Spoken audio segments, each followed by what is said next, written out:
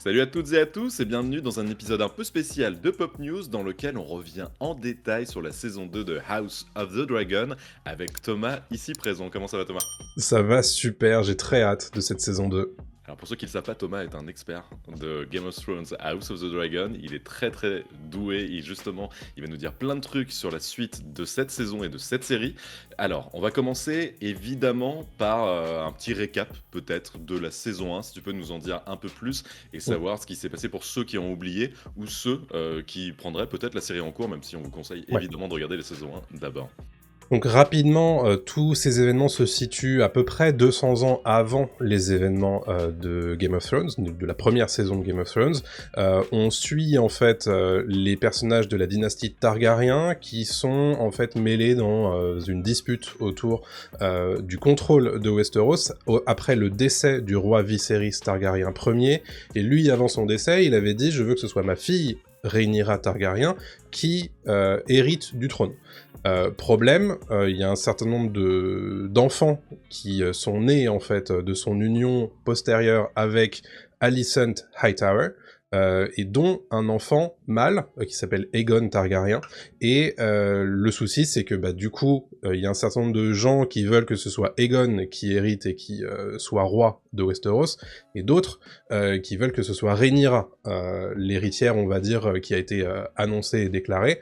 Et à la fin de la saison 1 de House of the Dragon, on a un couronnement à King's Landing, Port-Réal, d'Aegon Targaryen qui devient du coup Aegon Targaryen deuxième du nom, tandis que à Père Dragon, donc Dragonstone, on a Rhaenyra qui est couronnée elle-même, Rhaenyra Targaryen première du nom. Donc il va y avoir évidemment un conflit ouvert, et c'est ce que va traiter cette saison 2.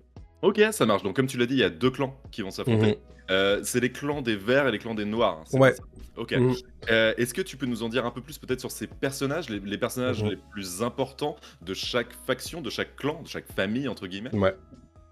Alors, on peut peut-être préciser d'abord pourquoi les verts, pourquoi les noirs. Ouais, carrément. Les verts, en fait, il se trouve que la famille Hightower est très liée à la couleur verte, et du coup va choisir une bannière verte avec un dragon doré, qui ressemble en fait au dragon d'Aegon, et du côté des noirs, en fait, ça va être plus la bannière traditionnelle en fait des Targaryens, fond noir avec un dragon rouge.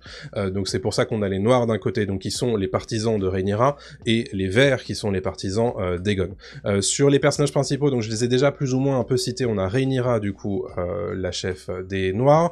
On a son mari et oncle Daemon Targaryen avec son dragon Caraxès. On a Corlys et Corlys Velaryon et Rhaenys Targaryen, du coup, qui sont du coup les chefs de ce qu'on appelle Lamarck, qui est une petite île en fait à côté de Dragonstone, qui est très très riche parce que c'est des grands marchands, etc. Donc ça fait partie des gros soutiens du côté des Noirs, et il y a évidemment tous les enfants de Rhaenyra. Donc on peut citer Jaehaerys Velaryon, on peut citer Baela, qui est la fille de Daemon, et Rhaena, qui est la fille de Daemon aussi. Donc voilà, c'est tout ça en fait, c'est des dragonniers en plus. Donc on a Rhaenyra qui est dragonnière de Syrax, on a Daemon, dragonnier de Caraxès, on a Jaehaerys, dragonnier de Vermax, Baela qui est dragonnière de Danselune. Enfin bref, donc tout ça c'est des dragons qui sont capables de se battre en plus. Ouais. Donc ça va être évidemment très important pour la suite du conflit. Du côté des Verts, on a du coup Aegon, le roi déclaré, Aegon II, avec son dragon Feu du Soleil. On a Aemond, son frère, qui a une dragonne qui est très particulière, qui s'appelle Vhagar, puisque c'est la dragonne la plus vieille, et donc la plus puissante à l'heure actuelle à Westeros. On a sa sœur, enfin leur sœur, Helaena, qui elle aussi est dragonnière, puisqu'elle est la dragonnière de Songe-Feu, et il y a un autre enfant, un quatrième enfant de Viserys et Alicent Hightower, qui nous a pas encore été présenté, donc on n'en parlera pas ici. Mais tout ça, voilà. Et puis évidemment, on a Alicent Hightower, qui est la reine douairière, donc la reine qui a perdu son mari Viserys, et son père, Otto Hightower, qui est le conseiller et actuel main du roi, qui du coup manipule un petit peu tout ça et va faire en sorte que ce soit son parti à lui qui gagne, bien entendu. Ok, donc ouais, comme tu l'as dit, donc il y a énormément de persos humains, mais il y a Mhm. aussi énormément de dragons. Ce qui Ouais. est un peu inédit, même dans Game of Thrones, on en avait que Ah ouais. trois. Ouais. Là, on peut s'attendre vraiment à des batailles de dragons dans la saison? Complètement. Ouais? OK. Complètement, ouais, ouais. Spoiler, hein, C'est évidemment, hein, mais ouais. sans spoiler, bien entendu, hein, mais ça fait partie de ce que dit Rhaenys, notamment dans le matériel promotionnel de la série. Dans les premiers trailers, elle dit il n'y a pas de guerre plus détestable qu'une guerre intrafamiliale, et il n'y a pas de guerre plus sanglante qu'une guerre entre dragons. Donc ça veut bien dire ce que ça veut dire. Il faut s'attendre à des batailles de dragons, et voilà, donc sans spoiler, mais il va y avoir du coup de quoi faire dans cette Ouais. saison 2. Niveau d'ailleurs CGI, etc., on s'est Mhm. mis les petits plats dans les grands pour cette Ouais, saison 2. En tout cas, c'est ce qu'ils ouais, disent en interview, les acteurs, les créateurs, clairement. que on va peut-être même passer un cap au-dessus par Mm. rapport à la saison 1, quoi, qui était une mise en place. Là, Ouais. la 2, c'est bon, quoi, on se lance dans la bataille, quoi. Bah, il se trouve que au moment où on enregistre cette vidéo, les critiques de la presse US sont sorties hier, Mhm. et sont toutes dithyrambiques sur le niveau de cette saison 2, et notamment de la capacité qu'ils ont à personnaliser les dragons. Donc ça risque d'être assez fou de ce côté-là, ouais. Trop bien, trop bien, trop bien. On peut s'attendre à combien d'épisodes pour cette saison 2? Ils ont annoncé 8 épisodes, une saison raccourcie par rapport à la saison 1. Du coup, en termes de rythme, ça risque d'aller assez vite. Donc voilà, sachez que 8 épisodes, mais donc du coup, ça permet d'avoir plus de budget, en fait, dans chacun de ces épisodes-là. C'est ce qu'avait fait Game of Thrones sur sa fin, Mhm. avec les problèmes qu'on connaît. Mais du coup, ouais, ça risque aussi de permettre une coupure, on va dire, au bon moment dans la saison 2 par rapport à ce conflit.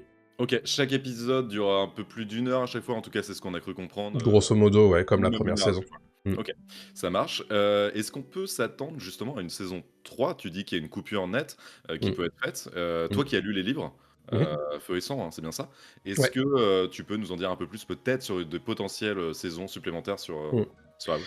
Alors, en fait, George R. R. Martin en a déjà parlé, lui, officiellement sur son blog. Mhm. Il a dit que en décembre 2023, il avait eu une grande réunion avec Ryan Condal, qui est showrunner à l'heure actuelle de House of the Dragon, et ses équipes d'auteurs. En fait, ils se sont rencontrés pendant 2 jours entiers, et pendant 2 jours, ils ont évoqué le futur de House of the Dragon.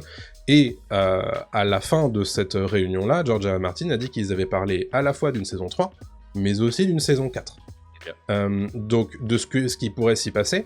Et donc évidemment, ça n'est pas encore officialisé du côté de HBO, mais on se doute bien qu'une poule aux odeurs pareille va continuer sa diffusion, donc on attend bien sûr l'officialisation, mais s'ils travaillent déjà là-dessus, il se trouve qu'on a aussi des rumeurs du côté des insiders spécialisés Game of Thrones et House of Dragon que le développement actif de la saison 3 est déjà en place depuis janvier 2024. Donc ils écrivent déjà les scripts de la saison 3 depuis janvier 2024. Ils perdent pas de temps, quoi. Ouais.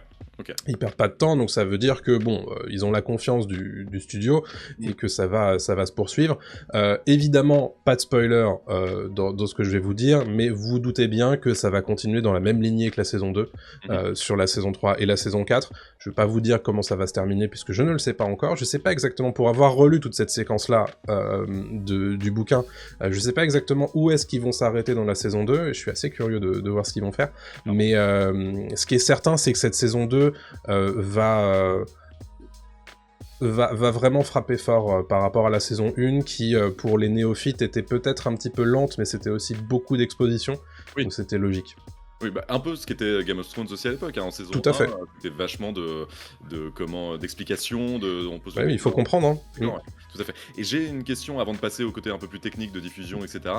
Toi, t'attends quoi de la saison 2 de House of the Dragon? Encore une fois, sans spoiler, un Ouais, petit peu. sans spoiler, moi qu'est-ce que j'attends? J'attend que on réussisse quand même à développer les personnages malgré le conflit qui s'annonce ouvert dans tout ça.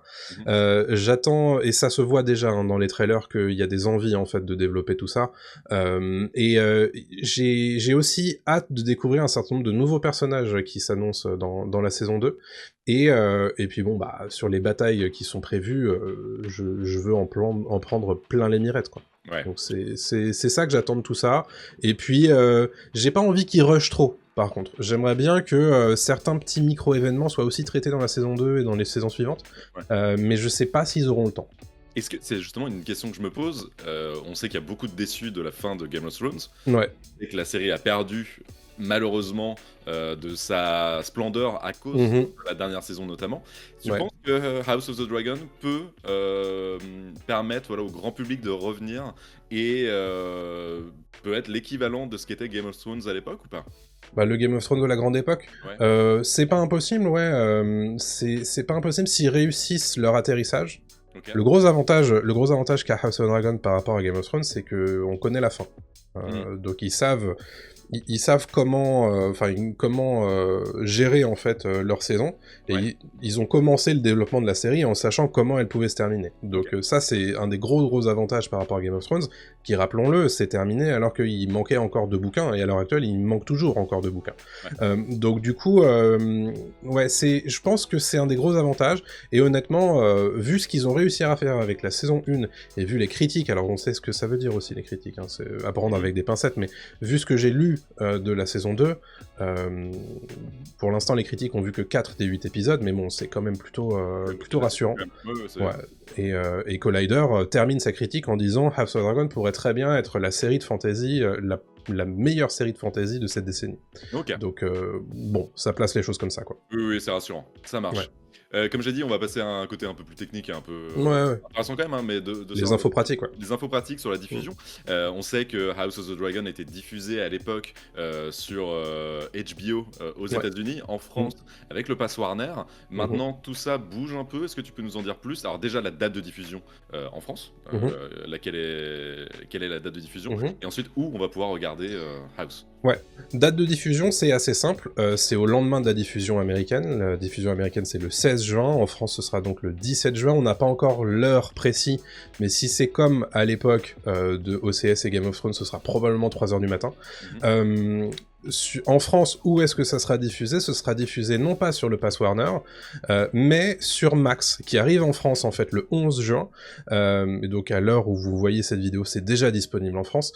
Le 11 juin, donc à partir du 11 juin, tout le catalogue Warner est disponible, les HBO là-dedans, et donc il faudra attendre le 17 juin pour voir House of Dragon saison 2, épisode 1. Tout ça, ce sera disponible dans... Bah, en fait, les abonnés Pass Warner auront leur abonnement qui se transformera en Max. Mhm. Donc le Pass Warner, pour info, c'était sur Prime Video. Donc si vous En êtes abonné en Pass Warner... supplément, hein, c'était Exactement, un ouais. Prime Video plus 10 € et quelques. Exactement. Donc du coup, si vous étiez déjà et toujours abonné, en fait, votre abonnement sera transféré. Il y a Il rien y à faire, aura... c'est Il automatique. y a rien, voilà, il y a rien à faire. Pour les gens qui n'ont pas qui n'ont rien du tout et qui veulent s'abonner spécifiquement pour House of Dragon saison 2, vous aurez la possibilité de vous abonner directement via Max, Mhm. donc une application Max qui va arriver en France. Il y a 3 offres possibles d'abonnement. Une avec pub à 6€, une sans pub à 10€ et 2 écrans simultanés, et une à 14€ avec 4 écrans simultanés, et en plus la 4K. Donc voilà, les offres à peu près standards hein, pour les offres de streaming habituelles. Et à savoir qu'un certain nombre d'abonnés Canal+ auront aussi le droit d'avoir Max directement dans leur abonnement. Donc ça c'est une bonne chose, et puis sinon il y aura aussi des abonnements qui seront disponibles via vos fournisseurs d'accès, donc que sont SFR, Orange, Free, etc. Ok. Donc la classique, un petit peu, c'est un petit peu ce qui s'était fait avec Disney+ au moment de l'arrivée en France, quoi. Oui, exactement. Ouais. Donc on sent qu'en plus c'est un produit d'appel pour Max, De fou, Dragon. C'est bien la sûr, grosse série et ça devrait ramener beaucoup de gens voilà, sur les abonnements. complètement, Je pense exactement. qu'on a fait un bon tour de ce que va être la saison 2 sans spoiler encore une fois. Alors déjà merci beaucoup Thomas Avec plaisir. pour toutes ces infos et ton expertise. C'est que le début parce qu'en fait dans Pop News on va chaque semaine faire un débrief de chaque épisode de House of the Dragon, saison 2. Tous les lundis, on sera en direct sur Twitch à peu près aux alentours de 22h, je pense, pour débriefer l'épisode avec vous. Donc n'hésitez pas à nous rejoindre sur notre Twitch qui est Pop News P0PNEWS. On n'a pas eu le O de Pop. Malheureusement.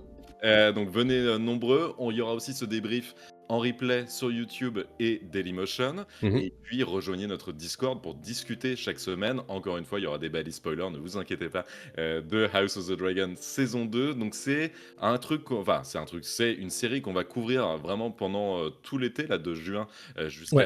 jusqu'à juillet, début août, je pense que c'est la fin Mhm. de la série. Et c'est un vrai plaisir justement de faire ça et de vous proposer tout ça. Donc n'hésitez pas à dire en commentaire si vous attendez la série, si vous avez vu la saison 1, évidemment, ce que vous attendez de la saison 2, et puis partagez voilà, vos envies, vos réactions chaque semaine avec nous, ça nous fera extrêmement plaisir. Voilà, on vous dit à très bientôt. N'hésitez pas à mettre un pouce bleu évidemment et à vous abonner si vous appréciez ce qu'on fait. Et vous pouvez découvrir nos autres formats. On a un format un peu plus long qui s'appelle Pop News Classique, en fait, dans lequel chaque semaine on revient sur les infos, sur les gros sujets du moment. Et aussi de temps en temps on fait des critiques. Donc là c'est ce qu'on va faire avec House of the Dragon saison 2. On vous dit à très bientôt. Encore merci et salut à tous. Salut tout le monde.